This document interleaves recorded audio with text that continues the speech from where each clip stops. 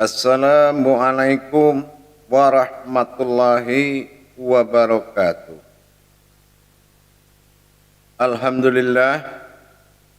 Alhamdulillahi rabbil alamin.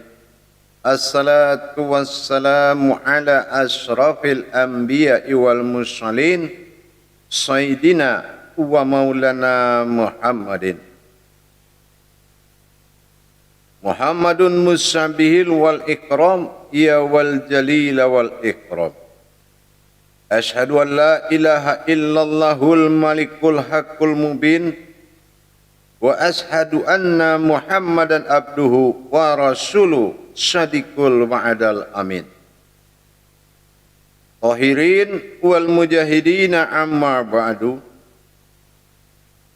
Alhamdulillah, bersyukur kita kepada Allah dengan mengucapkan segala pujian kita. Kumul alhamdulillahi rabbil alamin, atas segala karunia limpahan rahmah dan hidayahnya, serta dengan izinnya juga kita dapat menjalankan amanahnya, beramal dan beribadah. Bersalam kita tidak akan pernah kita lupakan. Marilah sama-sama kita panjatkan kepada junjungan kita, Nabiullah, Nabiul Akhirul Zaman, Rasulullah Muhammad sallallahu alaihi wasallam. Atasnya kalimahnya kita kalamkan dengan membaca Allahumma sholli ala Sayyidina Muhammad wa ala alihi Sayyidina Muhammad. Alhamdulillah, para jemaah, bertemu lagi dengan saya, Guru Mursyid Syekh Nur Muhammad Buya Irwan Maulana Al-Khalidi, dalam channel Buya Pasaman Timur, dalam makom majelis zikir Ma'rifatullah, sebuah majelis thalabul ilmi, Sumatera Barat, Jakarta. Alhamdulillah, insyaallah pada waktu dan kesempatan yang kita muliakan yang diberikan oleh Allah ini, kita manfaatkan untuk belajar dan menuntut ilmu. Saya akan berbagi wawasan dan ilmu kepada kita sesama, kepada seluruh muslim dan muslimat, hamba Allah seiman dimanapun berada, rahimakumullah. Pada waktu dan kesempatan ini, saya akan mengajak, yaitu mengenal ma'rifatnya zikir Asma'ul Husna. Ini sangat penting, karena membedakan bertasbih dengan berzikir itu beda, tidak bisa disamakan. Nah, sementara amaliyahnya ini ada tasbih berupa wujud nyata seperti yang kita lihat di sini. Ini adalah sifat wujud nyatanya sebuah bertasbih atau ucapan kepada Allah dalam sisi amaliyah. Tapi dalam sisi ruhaniyah, dalam ibadah, ma'rifat akan mengatur perjalanan 99. Hakikatnya dua kali domah, yaitu hakikat tersirat. Inilah yang dikatakan 99. Pernah dulu dalam suatu kajian saya telah menerangkan dari mana wujud 33 dikali 3. Saya pernah menerangkan ini adalah pecahan rahasia dari alif lam mim. 3 kodratnya alif bersifat zahir dan batin, 3 kodratnya lam bersifat zahir dan batin, 3 bersifat mim, yaitu keumatan pada zahir dan batin, bersifat alam zahir dan batin, bersifat Tuhan zahir dan batin. Nah, di dalam perbuatan ini kita akan melaksanakan, kalau dalam ma'rifat ini sangat penting. Di dalam sesuatu hajat beribadah kepada Allah, tidaklah akan pernah wujud yang meminta itu selain dari kodratnya sendiri. Jadi dalam mendirikan sir dari Asmaul Husna, yaitu adalah dengan mewujudkan 3 kodrat tadi. Kalau sudah bermukim alif di dalam lam berwujud mim, disinilah permintaan zikir akan berlaku di hitungan terakhir, yaitu di markubahnya. Inilah permintaan. Kenapa? Allahus Samad, setiap permintaan makomnya adalah alif lam mim. Allahus Samad, bagaimana kita ingin memohon kepada Allah, tentunya kita harus mendirikan kodrat-kodrat Allah yang bersifat pada dirinya. Inilah kita kaji diri dalam Maujudullah. Mana zahirnya Allah bernama Asma, mana batinnya Allah bernama Husna. Nah, kalau kita lihat husnanya, ini ada hijaiyah mengatakan hu, sin, na. Nah, ini ingat ilmu hijaiyahnya hu, sin, na. Ya, hu aku, sin nas manusia atau umat, na itu keakuan umat terhadap Allah. Bagaimana Allah mengakui keakuannya pada umat, itu dinamakan na. Jadi inilah yang harus hu, sin, na tadi didirikan pada makom alif lam mim. Inilah husna. Husna itu ya kamu aku juga, itu husna. Nah, itulah kata Allah. Ini yang dikatakan dengan ma'rifat. Jadi kalau kita mendirikan makom zikir ma'rifat, itu bukan kita menghitung 99 sambil berzikir. Itu bukan begitu kalau zikir Asmaul Husnanya. Karena ini adalah ma'rifat tertinggi. Sekali lagi saya bilang, ini adalah makom ma'rifat tinggi. Makom ma'rifat tinggi. Kenapa saya bilang begitu? Karena kita harus paham ma'rifat daripada Asmaul Husna. Kalau Asmaul Husna itu kodrat. Kodrat asmanya ada yang bernama alif Allah, lam Adam, mim Muhammad. Ini asmanya. Mana lagi asma Allah selain dari itu? Tidak ada. Asma Allah hanya 3. Kalau dalam kodrat. Kalau dalam sifat, asma itu 7. Tapi kalau dalam alam amaliyah, dia itu hakikat demi hakikat, yaitu 99 itu jatuh kepada amaliyah.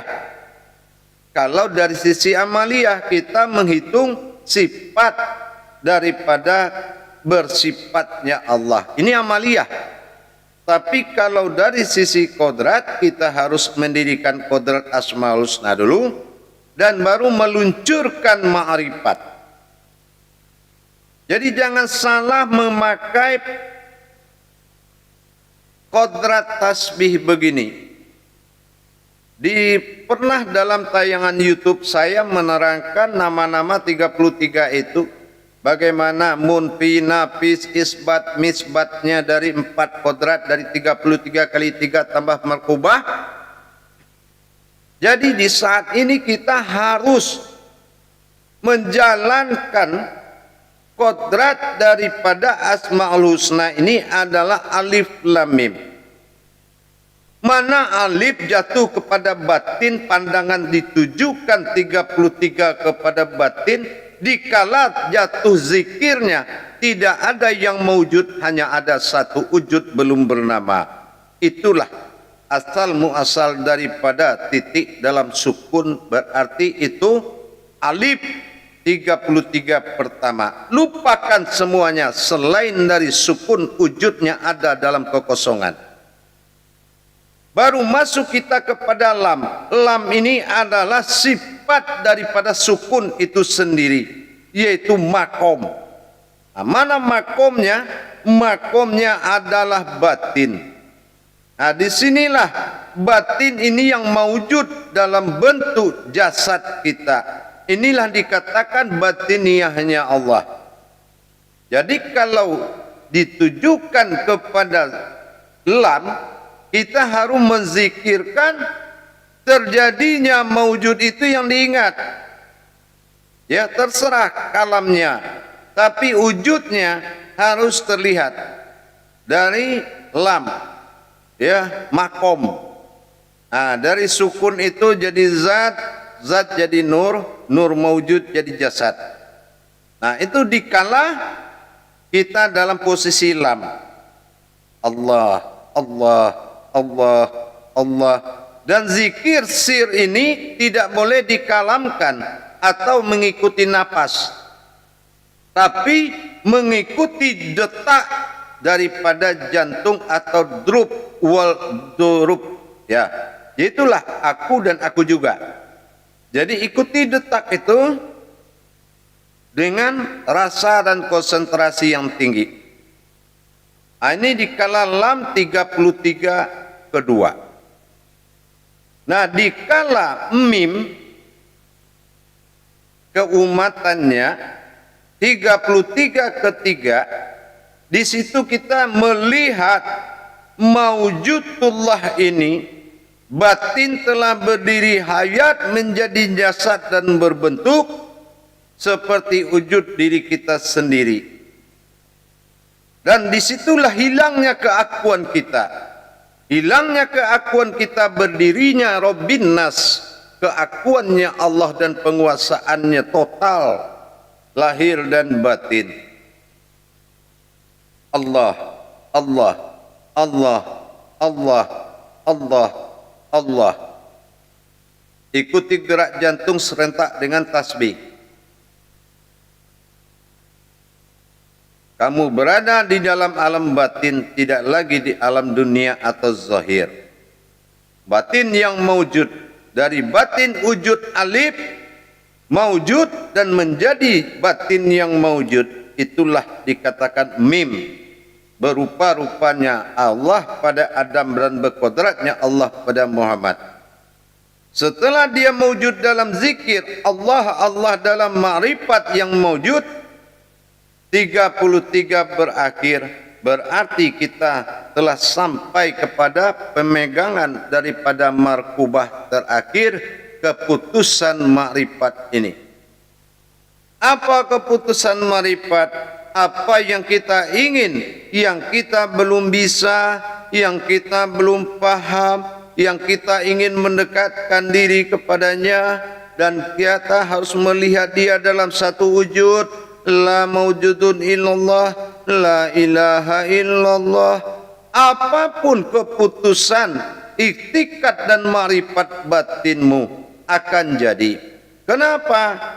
Karena ada 99 kodrat yang akan masuk ke dalam ma'rifatmu. 99, makanya diwajibkan dia digenapkan 100, karena lapisan hakikat demi hakikat.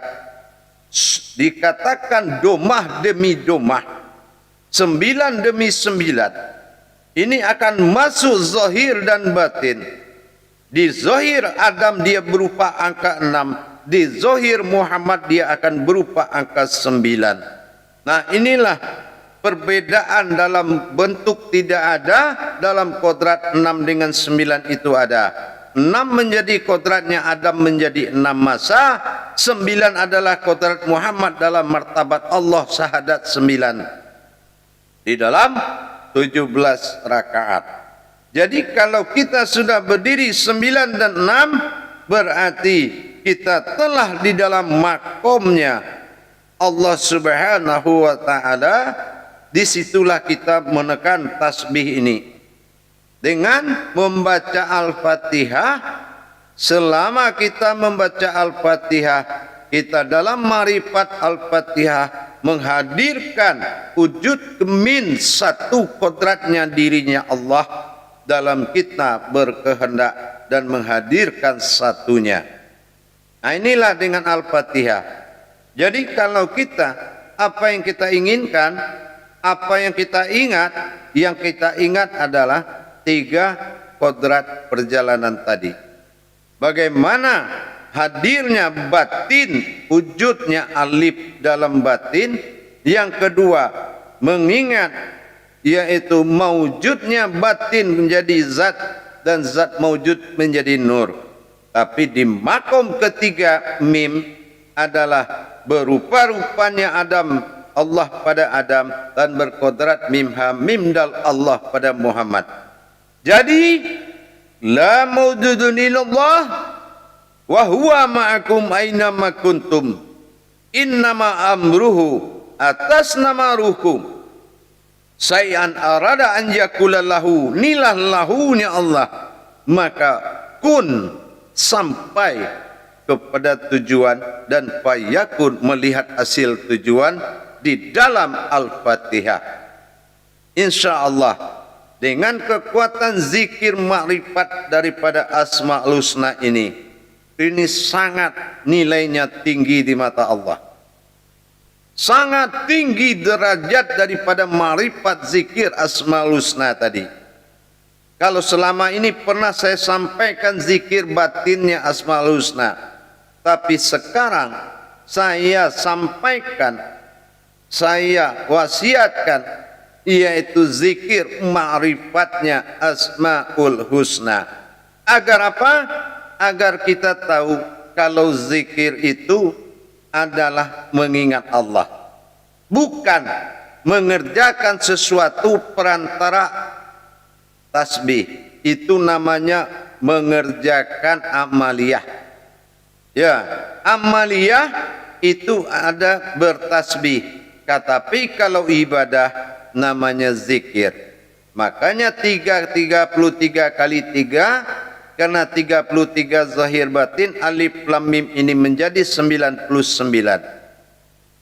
Coba lihat. Kalau 99 ini kenapa tidak ada dalam Al-Quran? Nah, kita sudah pernah bahas bahwasanya semua terhimpun ke dalam Asma'ul Husna. 8118 kalau dia bismillah ini 19 dikali 99. Artinya 1881 masih dalam kurung 99. Makanya asmanya Al-Quran itu kelihatan hurufnya, husnanya hakikat dari Al-Quran. Makanya zahir batin makomnya adalah Asma'ul Husna. Lihat di penjuru utara, barat, selatan dan timur. Coba di mana 9 kekuasaan hakikat di situ? Kita lihat. Jam 24 jumlahnya 6. Sementara jam 12 jumlahnya 3. Berarti 6 tambah 3 itu 9. Bagaimana dengan daerah penjuru daripada utara? Nah, kita lihat. Jam 15 adalah jam 3. 156 tambah 3 masih posisi 9. Begitu juga kita lihat kekuasaan di maghrib atau di barat. Nah, di barat ketemu jam 18. 18 jam 9. 18 tambahnya 9. Inilah 1 tambah 8 9. Nah, bagaimana dengan sisi selatannya? Nah, lihat. Posisinya jam 9 pagi. Jadi ada semuanya itu telah diatur oleh Allah Subhanahu wa taala. Jadi kalau kita harus paham perjalanan kebesaran Allah, seperti umpamanya 6666. Nah, kita lihat falakiyahnya. Karena tadi kita bicara falakiyah 99. Lihat 6. Jam 24, jam 12 itu jam 24 masih ada 6 di situ. Tapi 6-nya hakikat, tidak kelihatan. Ini jatuh sifat daripada rohani. Begitu juga jam 15 sore jam 6. Jam sore juga jam 6. Dan apa lagi? 9. Ditambah jam 21, 21, 3. 9 kurang 3 adalah 6. 6, 6, 6, 6, 6, 9, 9, 9, 9. Begitulah kekuasaan Allah kalau dilihat dari sisi falakiyah. Tetapi yang kita simpulkan pada pertemuan ini adalah ma'rifat daripada Asmaul Husna. Zikir Asmaul Husna ini, zikir ma'rifatnya, yaitu bertajalinya 3 kodrat yang harus kita pandang sampai pada akhirnya. Disitulah ketetapan bertajalinya Al-Fatihah mengangkat dan memajukan keinginan kita mewakili 30 juz. Makanya Al-Fatihah mewakili 30 juz karena Asmaul Husna tidak tertera di dalam Al-Quran. Para hadirin, para jemaah yang dirahmati Allah, insya Allah mudah-mudahan dengan kita selalu belajar meningkatkan ilmu pengetahuan, baik secara syariat, hakikat, tarikat, dan marifat. Ilmu tauhid adalah ilmu pemimpin tertinggi dalam rukun Islam. Ini harus kita angkat dan kita benar-benar menjunjung tinggi ketauhidan diri kita kepada Allah Subhanahu wa taala. Bukan aliran, bukan kepercayaan, tetapi tauhid itu urat nadinya umat Allah, hambanya Allah, umatnya Muhammad Rasulullah sallallahu alaihi wasallam. Jadi bukan cabang-cabang amalan, bukan. Tauhid itu adalah urat nadi. Hubungan benar kamu atau tidak bertuhan kepada Allah, tetapkan dan cari makomnya dalam syahadat. 1000 marifat masuk dalam syahadat. Semua asal usul ibadah keluar dari syahadat.